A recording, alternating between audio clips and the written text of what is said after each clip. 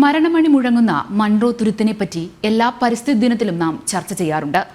മുങ്ങി മുങ്ങി ഇല്ലാതെയാകുന്ന ചെറുഗ്രാമം, കാലാവസ്ഥാ വ്യതിയാനമെന്ന മഹാവിപത്തിന്റെ അനന്തരഫലങ്ങൾ എന്തായിരിക്കുമെന്ന് ഇന്നും ഓർമ്മപ്പെടുത്തുന്നു.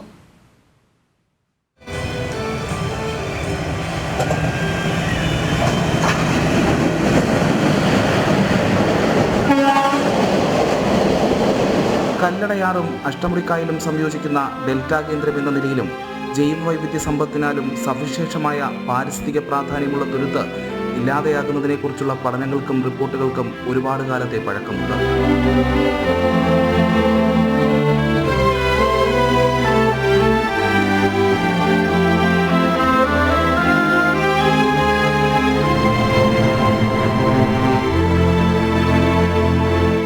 സുനാമിക്കിപ്പുറമാണ് കാര്യങ്ങൾ ഗുരുതരമായത്. വേലിയേറ്റ സമയങ്ങളിൽ തുരുത്തിലേക്ക് കയറി വരുന്ന വെള്ളത്തിന്റെ അളവ് ക്രമാതീതമായി വർദ്ധിക്കാൻ തുടങ്ങി. ചെളിയടിഞ്ഞും മണ്ണ് വാരിക്കുത്തിയും രൂപപ്പെട്ട ചെറുഗ്രാമം അങ്ങനെ ഭീതിയുടെ തുരുത്തായി മാറി. വെള്ളക്കെട്ടും വെള്ളമാണ്, 4 ദിവസവും വെള്ളമാണ്. ഒരുപാട് കാലം കൊണ്ട് 15 വർഷം കൊണ്ട് 15 ഞാനേ ഉണ്ട്, 40 വർഷമായി കാണും ഇവിടെ വന്ന് താമസമായിട്ട്. ഈ കായലിൻ്റെ അടുക്ക് ആരുമില്ല, അതിൽ പോലും ഇല്ലാത്ത വീടാ. വെള്ളം കയറുമ്പോൾ എന്ത് പോകുന്നെങ്കിൽ അങ്ങോട്ട് ചെല്ലട്ടെ, ഇല്ലെങ്കിൽ ഇങ്ങോട്ട് ഇവിടെ കിടക്കുന്നെങ്കിൽ ഇവിടെ കിടക്കട്ടെ, ആ ഒരു ചിന്താഗതി തന്നെയാണ് കഴിയുന്നത് നമ്മൾ. ഇല്ല ഇല്ല ഇല്ല എങ്ങും പോകുന്നില്ല. 90കളുടെ ആദ്യം 12,000-ലധികം പേർ താമസിച്ചിരുന്ന തുരുത്തിൽ 34 വർഷങ്ങൾക്കിപ്പുറം 10,000-ലും താഴെയാണ് ജനസംഖ്യ. 100-ൽ കൂടുതൽ വീടുകൾ ഉപയോഗശൂന്യമായി മാറി. ഉപ്പുവെള്ളം കൃഷിയെല്ലാം നശിപ്പിച്ചു. ഇരുത്തിപ്പോയ മണ്ണിൽ വീട് നിർമ്മാണമടക്കം എല്ലാം പ്രതിസന്ധിയിലായി. ദുരിതപൂർണമായ ജീവിതം തുടരാൻ കഴിയാത്തവർ വീടുകൾ ഉപേക്ഷിച്ചു പോയി. ചിലരൊക്കെ ഇപ്പോഴും അവിടെ തുടരുന്നുണ്ട്. പല വീടുകൾ ഇവിടെ ഇപ്പോൾ നമ്മൾ അങ്ങോട്ട് വന്ന വഴി അവിടെ 1-2 വീടുകൾ താമസം മാറ്റി പോയവരവിടെ. അവിടെ എന്ന് പറഞ്ഞു കഴിഞ്ഞാൽ വെള്ളം വീട്ടിനകത്ത് മൊത്തം വെള്ളം നിൽക്കുക. അപ്പോൾ അവർക്ക് താമസിക്കാൻ പറ്റത്തില്ല. അപ്പോൾ അവർ വീട് ഒഴിഞ്ഞിട്ട് വേറെ വാടകയ്ക്ക് പോയി ഇപ്പോൾ താമസിക്കുക അവിടെ ആൾക്കാർ. അങ്ങനെ പല രീതിയിൽ ഒരുപാട് ദുരിതം ഇവിടെ എല്ലാ ജനങ്ങളും ഇവിടെ അനുഭവിക്കുന്നത്. ഇപ്പോൾ നമ്മൾ ഈ കണ്ട വീട് അമ്മയുടെ വീട്, അതും ഇതണക്ക് തന്നെ വീട്ടിനകത്തൊക്കെ വലിയേറ്റ സമയത്തും അല്ലാതെ വെള്ളപ്പൊക്കത്തിനൊക്കെ ഒറ്റയ്ക്ക് താമസിക്കുന്ന അമ്മ. അവിടെ ഇതണക്ക് ഇപ്പോൾ അമ്മ പറഞ്ഞില്ലേ, അത് ഇതണക്ക് പല ഭയങ്കരമായിട്ട് ദുരിതമാണ് ഇപ്പോൾ ഇല്ല കാണുന്ന വീടുകൾ.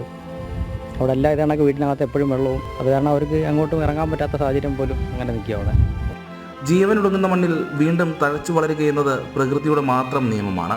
നെല്ലും നാളികേരവും വിളഞ്ഞിരുന്ന കൃഷിയിടങ്ങളിൽ ഇന്ന് കണ്ടൽ ചെടികൾ തലപൊക്കി നിൽക്കുന്നു.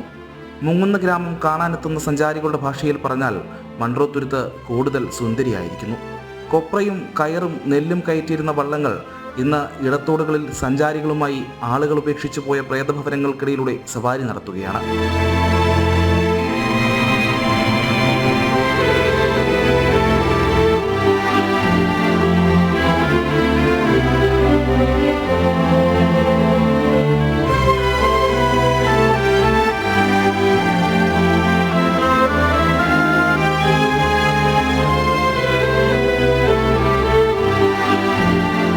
കൃഷിയും മറ്റുമായി ശേഷിക്കുന്ന മൺട്രോ തുരുത്തുകാർ ജീവിതം തിരിച്ചുപിടിക്കാനുള്ള ശ്രമവും തുടരുന്നുണ്ട്.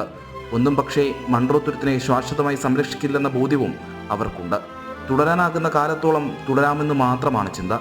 ജനം, കൊല്ലം.